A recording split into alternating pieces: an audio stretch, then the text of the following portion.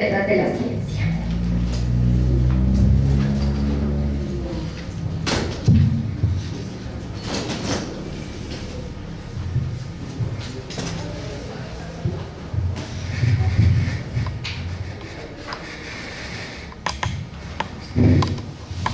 Bueno, buenas tardes a todos, un gusto estar aquí en Quetzaltenango.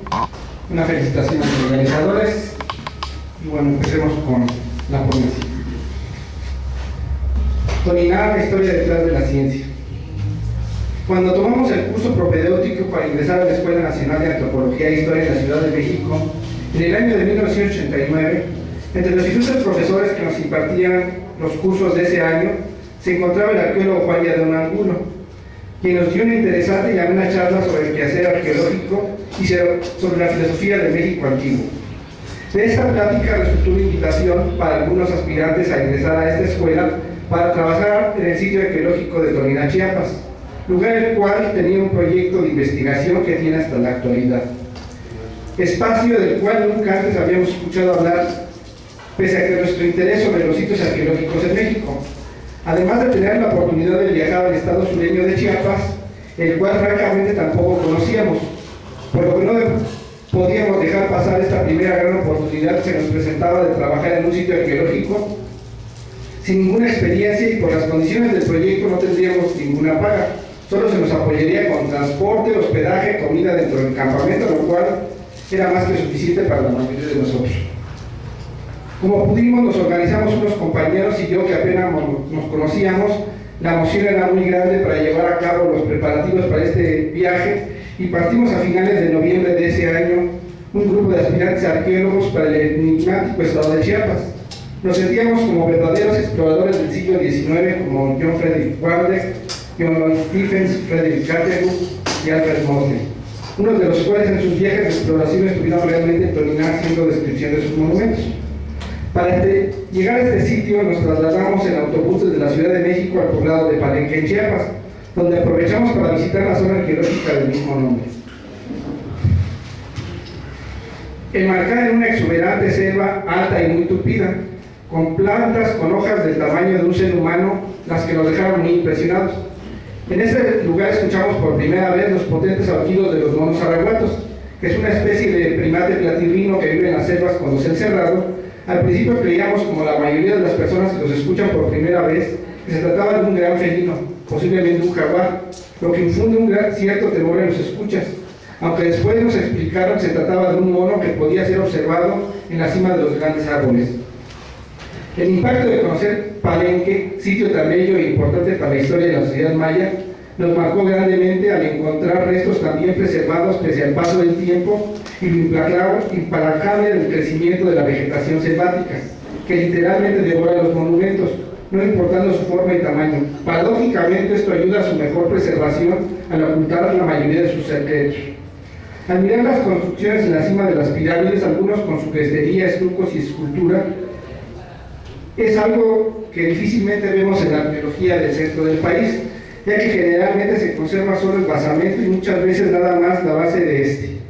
Conserva estuco, que fue protegido por el derrumbe del edificio. Todavía tuvimos la oportunidad de entrar a la asombrosa tumba original del rey Quirich Pacal de Palenque, que no era tan fácil su acceso, ya que la humedad del ambiente, lo liso y empinado y estrecho de los escalones los hacía sumamente resbalosos y complicados de bajar. Pero valía la pena entrar a esta, la última morada de uno de los gobernantes más famosos del mundo maya. De Palenque tomamos otro autobús para la población de Ocosingo. En el trayecto me llamaba mucho la atención el encontrar una carretera con tantas curvas tan angostas y con tantos deslaves y escombros en ella, que la hacían peligrosa de transitar. Además daba tristeza observar el camino, un paisaje lleno de montañas, la mayoría devastadas por la tala moderada, para convertirla en potreros para el ganado, cambiando nuestra visión de un estado de Chiapas selvático y lleno de vida. Ocosingo es el nombre de la cabecera y del municipio donde se encuentra el sitio arqueológico de Tolina. En aquellos tiempos era un poblado que a nuestros ojos no era muy grande, pero de gran importancia regional, ya que nos decían era la puerta de entrada a la selva lacandona y contaba con la mayor cantidad de comercios y servicios de toda la región. Inclusive contaba con una pista de avionetas para transportarte a las poblaciones de la selva de difícil acceso, donde todavía se podía encontrar un buen número de población indígenas auxiles y centrales, principalmente. En esta población probamos y conocimos los primeros tamales de ayacote, que es el frijol más grande que existe, y en esos tiempos era muy barato y que saciaba nuestra hambre, idóneo para nuestros bolsillos de estudiantes con pocos recursos para este viaje. De Ocosingo a Toniná nos desplazamos unos 10 kilómetros sobre el camino de terracería en la parte trasera de una pick-up de redilas, que era el transporte público normal para la gente que vivía en los ranchos y rancherías de este lugar. Todavía se observaban partes del paisaje bien conservadas de vegetación de muy diversas especies en una extraña mezcla de bosque y selva, alternada con altos pastizales de los potreros de los antiguos ranchos ganaderos. Después de un rato de transitar por este divertido y airoso transporte, nos dejó en una angosta brecha a la orilla de la carretera, donde un pequeño letrero de madera pegado en un tronco indicaba la entrada al sitio arqueológico. En este sendero, después de andar más de 1 kilómetro, primero llegaba a un rancho que era el que poseía la mayor parte del terreno del sitio arqueológico de Toniná. El dueño del rancho, don Antonio, había hecho algunas concesiones con el arqueólogo Juan Yadeu para permitirle los trabajos en la zona, por lo que era empleado de manera honorífica en el lugar y posteriormente se convirtió en custodio de la zona arqueológica. Era moreno, delgado, no muy alto, alegre y platicador, muy limpio, bien afeitado, con bigote tipo Pedro Infante. Galante con las compañeras, siempre con sombrero norteño, como visten usualmente los ganaderos en la región. Desgraciadamente pereció en la batalla de Ocosingo durante la guerra zapatista en los primeros días de enero de 1994, junto con algunas otras personas que conocimos en este lugar de Chiapas. Luego de la casa del rancho de don Antonio, caminaban unos 350 metros para encontrarnos primeramente con una pequeña casita de adobe y teja en la orilla de una arboleda junto a un pequeño río, que era el campamento del proyecto, el cual estaba ocupado por el arqueólogo Juan Yadeu y la joven arqueóloga Susana Lam, que en esos momentos excavaba una porción del juego de pelota principal del sitio. Este espacio estaba conformado por 2 habitaciones, una cocina, un patio central y una bodega donde se guardaban los materiales arqueológicos principales investigados en el sitio, como vasijas de cerámica, figuras de estuco, algunas polícromas, fragmentos de escultura y objetos de obsidiana, sílex y variadas joyas de jade, además de huesos humanos de los que abundan en el lugar y que posteriormente nos tocó excavar. Saliendo de allí nos topaba con una maqueta de cemento de la forma que el arqueólogo suponía que conformaba este espacio, la cual faltaba mucho todavía por explorar, pero su formación de arquitecto y su gran visión lo hacían bastante precisas de cómo se encuentra actualmente. Nada que ver con el aspecto de la zona en esa época. Las explicaciones para conocer la Acrópolis siempre se comenzaban en este lugar. Una de las primeras cosas que teníamos que entender claro era que en la filosofía de los pueblos mesoamericanos, según él, tenían una concepción dual del cosmos, la dualidad cuatridimensional de espacio y tiempo. Y ahí comenzaba el discurso para entender el mundo y la arquitectura. Ejemplo claro de esto era la Acrópolis de Toniná, que en uno de los muros de las primeras plataformas cuenta con una gran chicalcoyuque que deja espiral escalonada, que es una representación esquemática de un caracol cortado, símbolo del viento, que está representado de manera monumental 4 veces y dividida a su vez en 2 porciones en uno de los muros de la 4ª plataforma de la Acrópolis. De ahí cruzábamos un pequeño río, a la otra orilla se encontraban las plantas y plantíos de café que se encontraban entre los árboles y entramos por un juego de pelota que mide 70 metros de largo por 32 de ancho, que se encuentra en la parte más baja del lugar, que según Yadeu era una manera en que los antiguos mayas querían decir que la ciudad se accedía por el inframundo, representada por esta estructura. En este edificio se observa al norte una serie de montañas, siendo la primera la gran Acrópolis de Toniná, donde comenzaba nuestra visita guiada por el arqueólogo por la zona, que era una pirámide enorme, la mayor parte cubierta por vegetación. En cada cuerpo de esta estructura se encontraba una serie de escalinatas, explanadas, palacios, altares, edificios administrativos y religiosos, sobre todo las últimas plataformas, muchos de los cuales todavía no eran explorados. Plataforma por plataforma se nos explicaba cada uno de los detalles y edificios que las conformaban. Toniná en celtal significa la casa de piedra, llamando la atención la gran cantidad de escultura con la que se encontraba en la antigua ciudad, como unos discos de piedra labrados que se encontraban acostados bajo una techumbre de láminas sobre la parte central de la primera gran plataforma, donde también había unos grandes árboles muy propios para tener sombra refrescante del mediodía, donde el calor húmedo hacía estragos a los visitantes. La gran reja espiral escalonada que se encuentra sobre uno de los muros de las primeras plataformas, que según se nos informó es la más grande encontrada en México, los cuartos y palacios que se hallaban en la parte este del lugar, un ataúd de piedra que habían encontrado los franceses, ya que ellos a principios de los años 70 habían comenzado a excavar el sitio.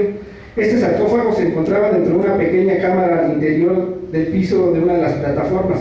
Reconocemos que algunas veces llegamos a acostarnos dentro de este objeto para la foto, ya que por las tardes la zona quedaba a nuestra entera disposición. Aunque teníamos que andar con cuidado, ya que era usual que Juan Yadeón se apareciera de repente en cualquier parte del lugar y a cualquier hora, sin que pudiéramos verlo ni oírlo de dónde salía hasta que ya estaba muy cerca de nosotros. Nunca pudimos explicar cómo hacía para realizar esta proeza de aparición espontánea por el sitio, por lo que aprendimos a tener cuidado con lo que hablábamos y hacíamos en Toliná, para no llevarnos sorpresitas con el arqueólogo del sitio. La arquitectura de la zona estaba elaborada con laja de piedra caliza, la cual era un aspecto más rústico a los edificios. Hacía que los antiguos habitantes de Toliná ocuparan grandes cantidades de estuco para cubrir estas irregularidades de los muros, haciendo un poco complicada su consolidación y restauración, aspecto muy diferente a la arquitectura de los mayas de las tierras bajas, que trabajaban principalmente con sillares de piedra caliza. Aunque ya estucados los edificios, esta diferencia desaparecía por completo. Al no encontrar espacio dentro de la casa para quedarnos, decidimos que esa primera noche nos quedaríamos en una explanada junto al campamento de la zona. Escogimos la sombra de un gran árbol para montar la tienda, cerca de la base de este, con la esperanza de estar mejor guarecidos de los elementos. Nada más lejano de la realidad, porque esa noche llovió a cántaros y se paró la tormenta y nos enteramos a qué hora dejó de llover, ya que bajo el árbol siguió escurriendo el agua hasta el amanecer.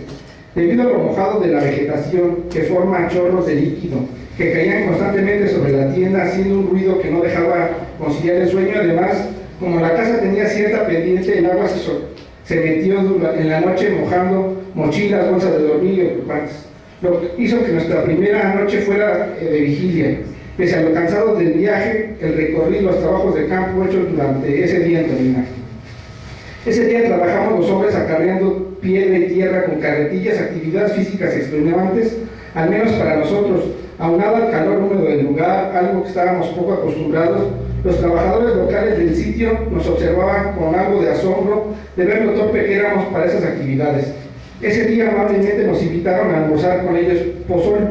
Yo creí que al principio me estaban invitando pozole, lo que se me hacía muy apropiado para comer ese día, pero evidentemente entendí mal. El pozole es una bebida espesa hecha a base de maíz molido y cacao, aunque por el color tenía casi puro maíz, y que la comen con chile de árbol muy picante. Nunca habíamos comido algo así, así que en un inicio debemos decir que no fue muy agradable su degustación, pero a ver cómo quitaba la sed y el hambre y también daba energía, la seguimos consumiendo por el tiempo que trabajamos con ellos, por lo que nos habituamos a ver estas bolas de masa que cargaban en sus morrales todo el tiempo envueltas en bolsas de plástico, al que le quitaban un pedazo y la disolvían en agua. Los trabajadores de la zona eran en su mayoría de origen y hablantes de Tzotzil y Celtal, lenguajes que dominaban muy bien. Algunos no entendían mucho el español. Su constitución era delgada, ligeramente robusta, algunos pocos hasta panzones y estatura regular. Era baja a media. Sin embargo, para las labores del campo eran muy fuertes y resistentes.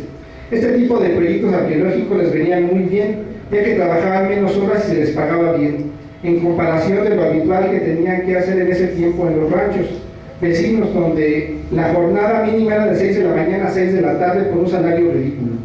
Por otro lado, el trato era déspota de los rancheros, por lo que los maltratos eran frecuentes.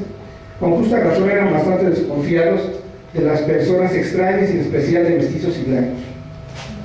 La relación con la gente del lugar se volvió cordial y amistosa, reíamos con ellos y ellos de nosotros. Era común que les preguntáramos cómo se decían algunas palabras en su lengua, por lo que empezamos a aprender algún vocablo en su idioma, lo que causaba hilaridad en la manera en que algunas veces pronunciábamos mal sus palabras.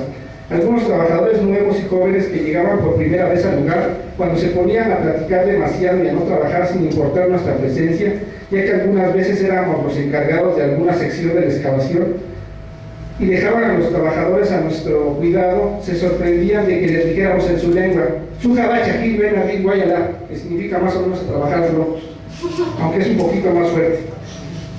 A lo que se ponían pálidos y ya no platicaban y se burlaban en su lengua, pensando que de verdad sí hablábamos bien su dialecto. Lo que ya nos conocían de tiempo atrás se guardaban la risa para los jóvenes aprendieran la lección de no conversar tanto en el trabajo. El arqueólogo Juan Lladeo era un apasionado de la arqueología de Toliná y tenía un buen sentido del humor, muy ameno en sus pláticas, bajo de estatura, siempre usaba lentes. En ese entonces, rondaba entre los 40 y 50 años, poseía una barba que le cubría la mayor parte de una cicatriz que tenía en la cara, por lo que no era tan perceptible a primera vista. Era de complexión media, tenía un estilo particular para andar en campo, usaba sombrero de paja, envolvía una playera en la cabeza en forma de turbante, usualmente usaba camisas de manga corta, andaba en short y en chanclas o zapatos, sin calcetines, como si estuviera un domingo en la mañana en su casa, que de hecho sí lo era y por varios años. Por la tarde fuimos a comer al campamento, todo lo que nos sirvieron lo devoramos con mucho gusto y con bastantes tortillas para llenar con esa hambre que da cuando uno trabaja en campo. Ya satisfechos empezó la sobremesa con este arqueólogo que quizás por no tener todavía tanto personal y con quien comenzar, nos dedicaba más tiempo del habitual y se quedó bastante tarde platicando historias de la arqueología que se había tocado vivir. Para un servidor era un éxtasis escuchar estas historias tan amenamente contadas por él y demás temas que para nosotros eran nuevos e interesantes. La emoción de escuchar sobre el tema del cual habíamos querido estudiar toda la vida era fascinante.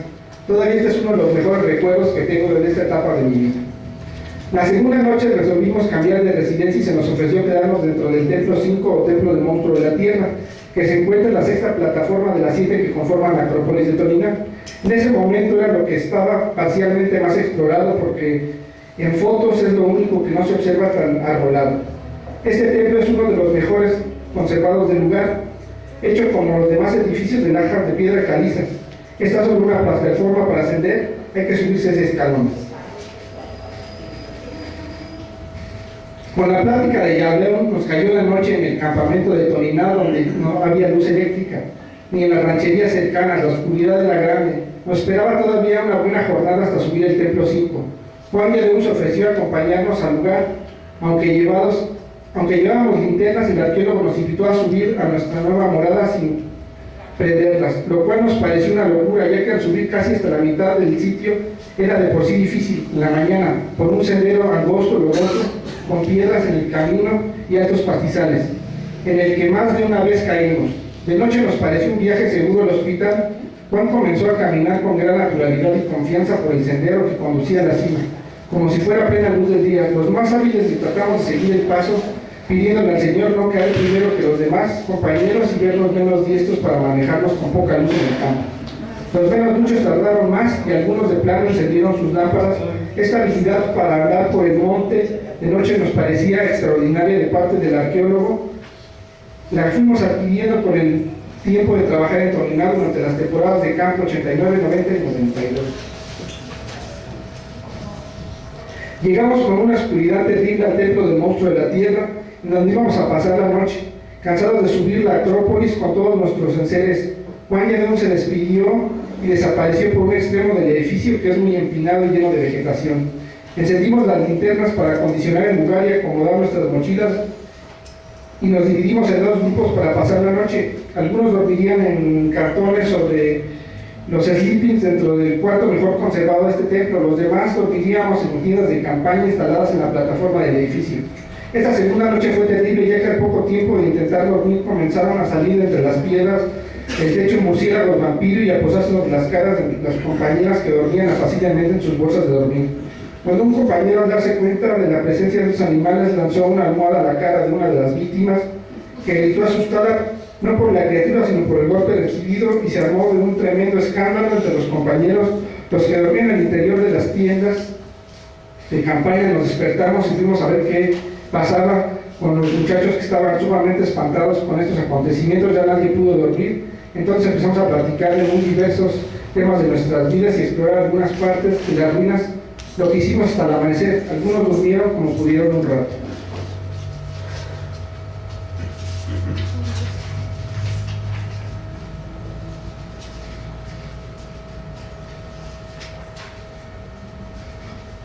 Cuando recién llegamos a Tominé en esa primera temporada del 89 se estaba explorando la base del Templo 1, que por epigrafía sabemos que se llamaba Espejo Humeante del Cielo.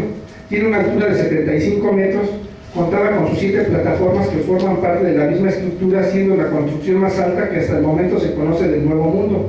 Este edificio debió de medir originalmente alrededor de 80 metros de altura, ya que todavía falta gran parte de los muros del templo, toda la bóveda del edificio y su crestería, siendo un verdadero rascacielos de su tiempo. Todavía en el siglo XIX debió de estar en mejores condiciones la construcción, ya que algunos viajeros mencionaban que sustrajeron dinteles de madera que estaban labrados, perdiendo sustancial soporte de la estructura, lo que ocasionó el colapso de sus muros. También se perdió importante información por la gran cantidad de piezas despojadas del lugar desde la época colonial, muchas de las cuales tenían textos que contenían partes valiosas de la historia escrita del lugar, los más sobresalientes textos del mundo maya. Durante estas exploraciones, en la base del Templo 1 y 4, se habían descubierto grandes fragmentos de 2 esculturas al pie de la escalinata del edificio. La mayor medía más de 2 metros de altura y estaba rota en 3 fragmentos, los cuales llegamos a limpiar con brochas y con mucho cuidado. El arqueólogo decía que eran una de las esculturas más importantes que habían encontrado en la zona y que representaban un importante gobernante de la ciudad, que más adelante nos dijo se llamaba Balam Yaakal Sotchok, que significa jaguar pecaría de murciélago. Balam Yaakal gobernó la metrópoli en algún momento del siglo VI después de Cristo. Con este gobernante se dio un rompimiento con las antiguas élites vinculadas con Teotihuacán alrededor del 550 después de Cristo, dando inicio con una etapa de gran auge constructivo en el lugar y de dominio militar sobre la zona, eliminando los símbolos del poder relacionados con Tlaloc y la serpiente de fuego y el resplandor. Inclusive fueron sepultados, borrados y matados ritualmente algunos de los edificios importantes como el Palacio del Inframundo y entre otras significativas edificaciones del lugar. La piedra donde estaba tallada la escultura de Sotchok es maravillosa. La roca fue seleccionada cuidadosamente para que estuviera dividida naturalmente en 2 porciones verticales. Exactamente una mitad era roja y la otra mitad era amarilla, la cual nos llamó mucho la atención cuando limpiáramos la estructura con brochas y un poco de agua. Se observaban vívidamente los 2 tonos originales de la roca, aunque ya seca la piedra, este detalle se aminoraba considerablemente. Otro elemento destacado de la escultura era que tenía bigotes tipo Cantinflas, una pequeña barba bajo la boca. Esta imagen probablemente tendría ojos de concha y obsidiana, ya que las cuencas de los ojos son más profundas de lo habitual. Estas características particulares del rostro acentuaban los rasgos faciales de una manera grandiosa, dando un gesto de seguridad, dignidad y confianza, cosa que nos llamó la atención. Si a esto unamos su imponente tocado, que ocupaba 1/3 de la talla, que es donde se concentra el mayor detalle y complejidad simbólica, compuesto de 3 mascarones superpuestos de felinos, además de una parafernalia divina cuidadosamente elaborada de la piedra, aumentando significativamente su relevancia del personaje y de la escultura. Los trajes de estos señores representaban su concepción del orden universal, eran la representación misma del discurso del conocimiento del poder. La talla de Balam Yaakal estaba hecha magistralmente, representaba un gobernante de cuerpo completo, parado de frente, de tamaño ligeramente más pequeño natural, con los pies abiertos hacia afuera, y tiene un tocado maravilloso compuesto de 3 mascarones zoomorfos, porta orejeras y un collar con una figura de jaguar. Tiene los brazos en el pecho, donde se sostiene el templo de poder bicéfalo, con unas pulseras de jade, lleva una capa y un mastro en la cabeza a un felino. La escultura de Sotchok fue una imagen tan vigorosa que seguía teniendo una importante influencia en los destinos de su pueblo, inclusive mucho tiempo después de la muerte del gobernante que representaba este ancestro divino. Mantenía protegido al lugar mágicamente como uno de los antepasados celestes más reverenciados y poderosos de Toliná. Recordamos que en el México antiguo las esculturas de dioses y gobernantes se pensaba estaban cargadas de energía y vida de los seres que encarnaban, de ahí que desde el cielo y desde la tierra, donde los descarnados cernían su resguardo cuidadosamente. La ciudad cobró una importancia excepcional desde su ascenso de este gobernante y se siguió en aumento hasta convertirse entre los años 840 y 900 en la ciudad más poderosa de Mesoamérica, según el arqueólogo Juan Miranda. Muchas gracias.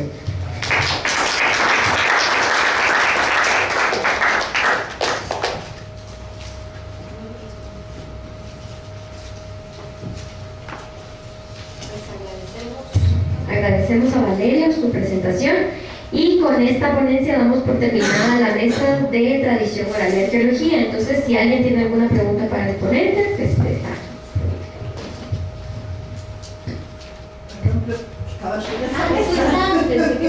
Bueno, entonces, perdón, no te conocía.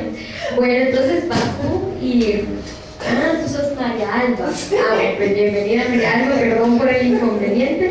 Y adelante, no sé si traes presentación.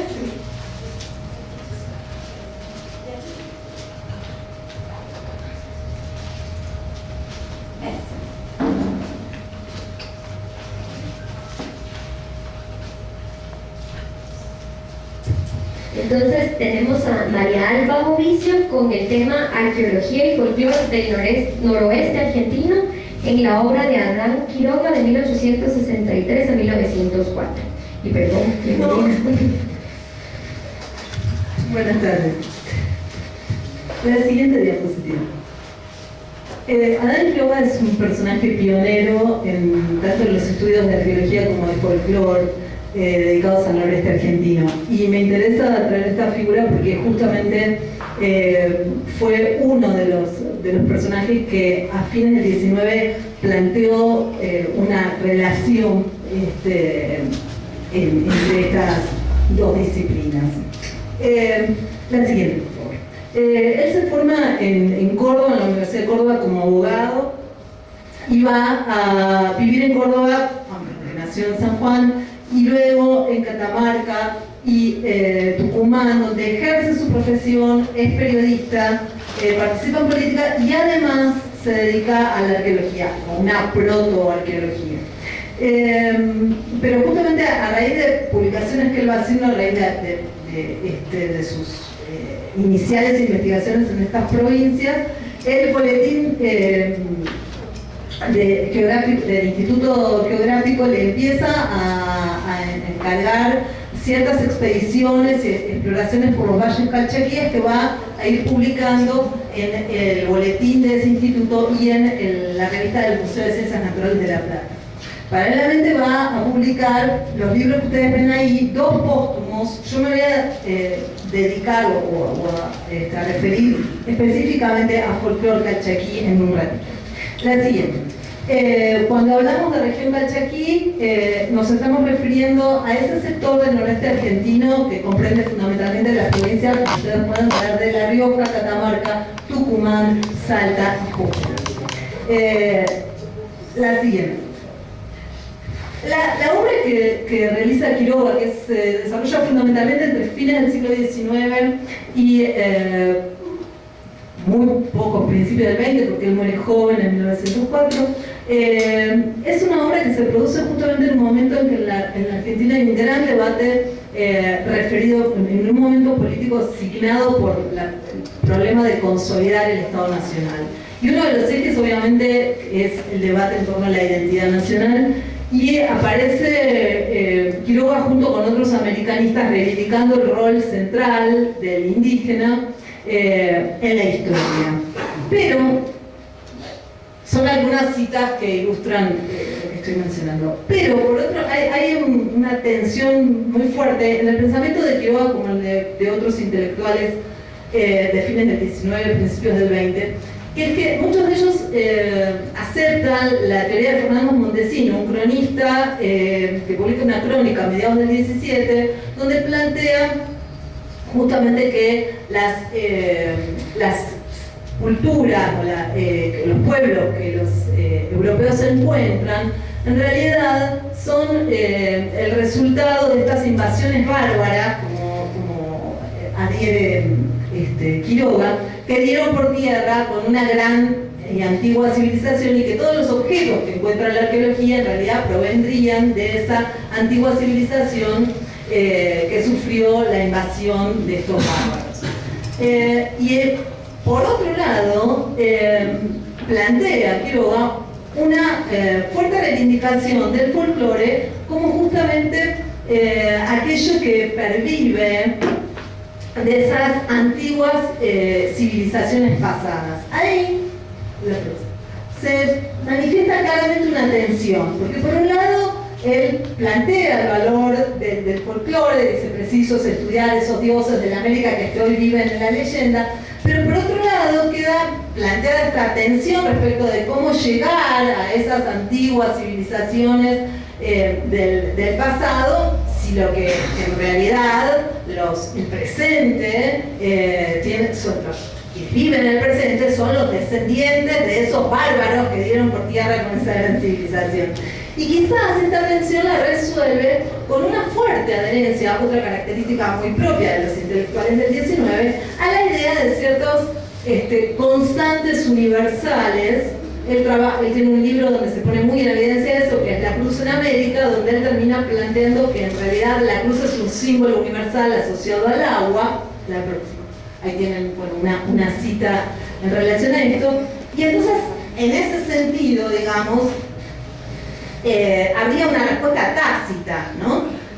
Porque no dudan en la existencia de valores culturales universales que coinciden con los de los grandes valores de las civilizaciones de la antigüedad, y se esfuerza por demostrar que las culturas de la América prehispánica, incluidas las del noroeste argentino, participaron de estos universales que pueden rastrearse como pervivencias incluso después de la invasión de los bárbaros, entre comillas. La próxima. Bien, ¿qué función atribuye él al folclore?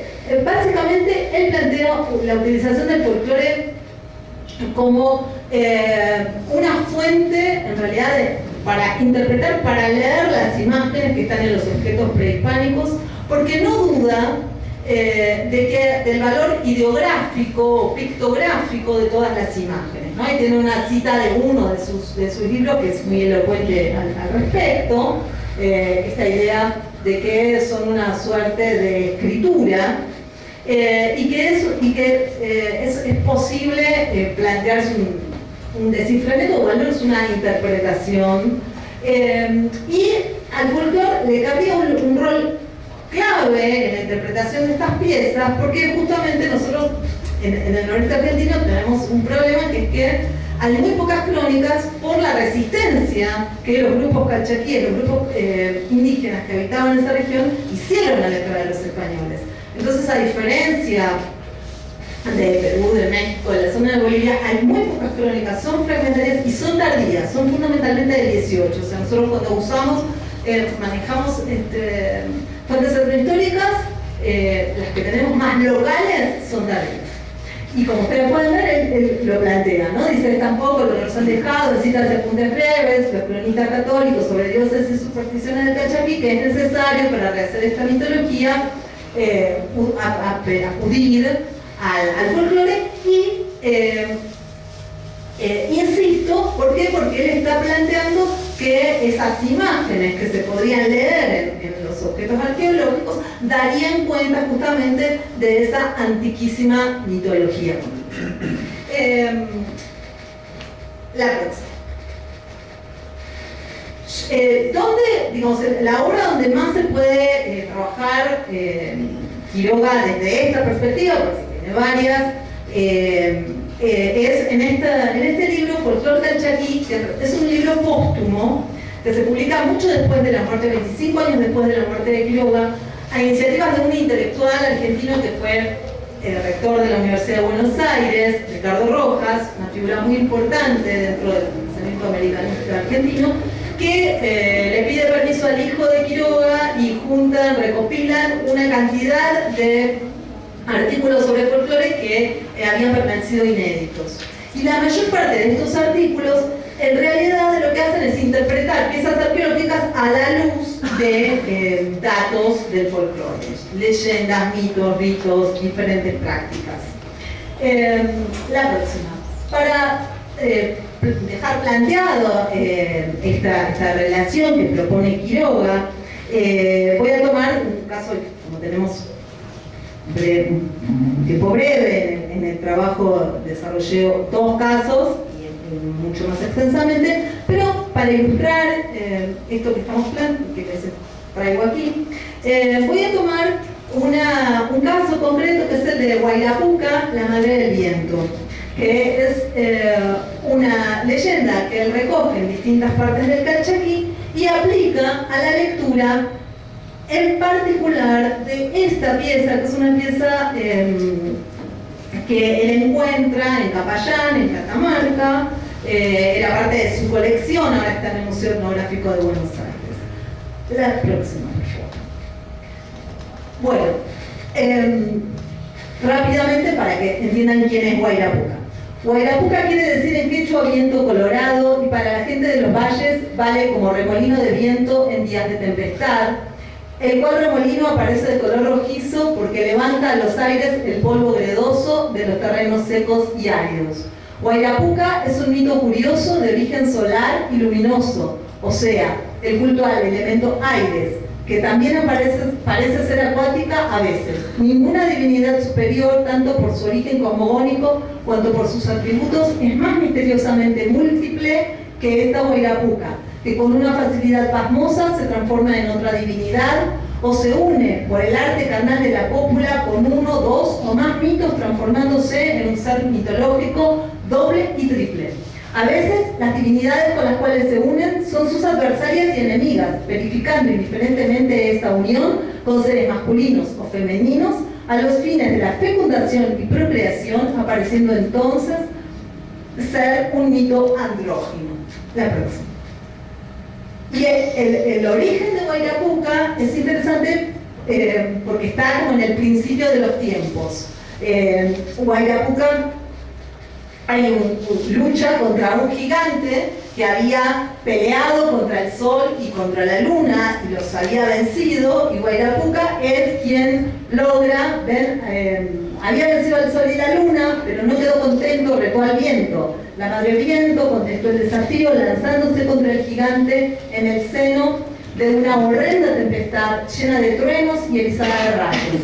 Sopló con todo su aliento, de tal manera que el héroe fue desbaratado por sus huracanes y liberados el sol y la luna y restablecido este orden. Esta es una síntesis de las versiones que tienen variaciones, pero este es el núcleo que se mantiene constante en todas las versiones que Quiroga recoge, y él mismo hace esta síntesis en estos distintos lugares de Tucumán, Salta, Catamarca, La Rioja. La próxima.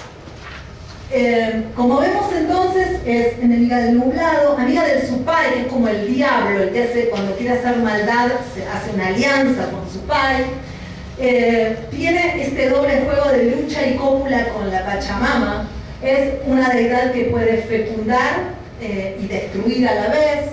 Es andrógina, es antropomorfa, pero tiene atributos, cuando la describen, no quería hacerlo tan largo, pero despliega colas de serpiente, y tiene este fuerte carácter multiforme, ¿no? Ha engendrado al viento y es el viento, y los mismos relatos dicen ser doble de 2 en 1 y 1 en 2, y está también asociada, además del viento, al agua y a la montaña. La próxima. Bien, nosotros hoy sabemos que Guayrapuca, tenemos la versión de Guayrapuca, y sabemos que estos vasos corresponden al periodo medio, es una producción sobre fundamentalmente este tipo de cerámica negra bruñida grabada, es del Valle del Ambato, en Catamarca, son piezas, muchas están sin contexto lamentablemente, pero en relación con algunas que sí se han encontrado, sabemos que son piezas fundamentalmente que circularon vinculadas a ofrendas, en espacios funerarios, pero también en espacios domésticos. La próxima. Y esta Guayrapuca, y la tienen desplegada para que puedan ver, fue la próxima de este modo interpretada por Quiroga. Quiroga dice que esta pieza nos ofrece un ídolo interesantísimo de formas humanas. Este ídolo lleva, él entiende, un gran penacho luminoso, y sus cejas, nariz y tatuaje del rostro están formados por la manera como se ha grabado la serpiente doble, correspondiendo sus cabezas al tatuaje, las pueden ver allí, ¿no?, de la figura y las colas de las cejas. En su cara se distinguen perfectamente sus dos ojos y boca circulares, de sus orejas parecen colgar gruesos pendientes, más debajo de su cuello viene el cuadrado de su cuerpo geométrico en el que se ven 4 fragmentos de serpiente. Sus pies parecen patas de animales o de monstruos. A la vuelta ostenta su cola, que es el asa, ven dónde están esos círculos. Ostenta su cola de serpiente con escamas formadas por círculos concéntricos a ambos lados de la cara del ídolo, y como formando con este un solo ser, aparecen deformes monstruos por sus caprichosas figuras.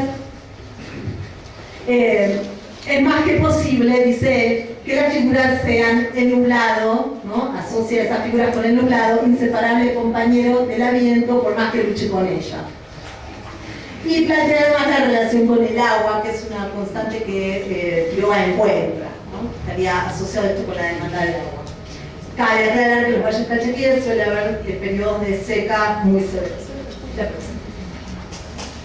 A partir de ahí, Quiroga encuentra en toda esta porción que corresponde, como les decía, al periodo medio, o sea, entre el 400 y el 900 después de Cristo, en el área del Valle del Lambato y también en Andalgalá, provincia de Catamarca, este tipo de imágenes híbridas, la próxima lo va a interpretar a la luz del mito de Huayrapuca. Cierro brevemente con no es nuestra intención discutir aquí en extenso las características iconográficas de esta cerámica, que se conoce como cerámica aguada o Ambato, pero sí destacar algunos aspectos del análisis de Quiroga que nos resultan sugerentes. En la actualidad, como señalé, podemos plantear que este tipo de cerámica se habría producido para usos ceremoniales y funerarios, la próxima, y que estaría vinculada con un complejo divino que puede integrarse en el contexto más amplio del culto a las huacas, propios del mundo andino. Existe consenso entre los especialistas acerca de que en esta época en los distintos valles se habría desarrollado organizaciones con diversos grados de complejidad social. Sin embargo, en todas, el poder o autoridad estaría fundado en una religiosidad de base chamánica, tal como evidencia el hallazgo de pipas, la próxima, y pequeños morteros para moler semillas, para jornada ritual vinculada al consumo de alucinógenos, fundamentalmente semen. La temprana interacción entre el NOA y el resto del área surandina nos permite plantear que esta religiosidad chamánica sería común a toda el área y su fundamento estaría en el culto panandino a las ya mencionadas huacas, concepto que definimos como entidad sagrada que involucra cosas naturales y artificiales, personas, lugares, seres míticos, animales, templos, objetos, que encarnan lo sagrado, en tanto fuerza suprahumana, dadora de vida, origen del mundo. Más que pensar en las huacas como deidades, debemos referirnos a unidades complejas que articulan diversos seres y planos en entidades que son una y múltiples a la vez.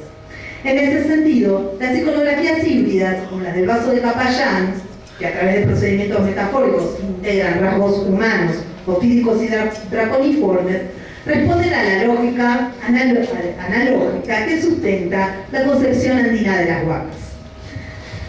La próxima. Evidentemente, la mirada de Quiroga, que ve en esta imagen la lucha de la madre viento con el nublado, peca de ingenuo y simplista. Sin embargo, el mito por él recogido y la imagen coinciden en aspectos que entendemos son propios de la ontología que sustenta el concepto huaca. La Huayrapuca del mito, al igual que la imagen del vaso, es una y múltiple, es madre e hijo, es celeste, solar y acuática, puede devenir en otras deidades, mutar su aspecto, que es principalmente humano, está asociada al origen de la vida y a las fuerzas destructoras y procreadoras de la naturaleza. La imagen del vaso presenta una estructura antropomorfa, axial, vertical y de simetría especular, estructura propia del cuerpo humano, pero sus extremidades superiores están sustituidas, procedimiento metafórico, por cabezas draconiformes, compuestas a su vez, ya que sus lenguas rematan en otras cabezas draconiformes. La cabeza de Huayrapuca remata en, entre comillas, plumas, y a cada lado otras cabezas draconiformes, tocados, cabellos, no sabemos. Su cuerpo está reducido a un rombo configurado por 4 serpientes. Refiere a la ropa, al propio cuerpo. Más allá de la imposibilidad de disipar estas dudas, entendemos que la ambigüedad de la imagen refuerza el carácter híbrido, complejo, inestable y plurivalente del ser representado. Características todas que responden al carácter ontológico de las huacas. ¿Es la imagen del vaso de Capayán Guayrapuca? No. Pero sí es la expresión de una concepción de lo sagrado identificado con las fuerzas de la naturaleza, que caracterizó la cosmovisión no solo del NOA, sino del mundo andino en general. Y en este sentido, consideramos que Quiroga no está en lo cierto al afirmar que perduran en el Calchaquí antiguos dioses americanos, generalización universalista e insostenible en el presente, pero sí que perduran en esas leyendas de fines del siglo XIX resabios de antiquísimas concepciones de lo sagrado que podrían remontarse a etapas preconquistas. Muchas gracias.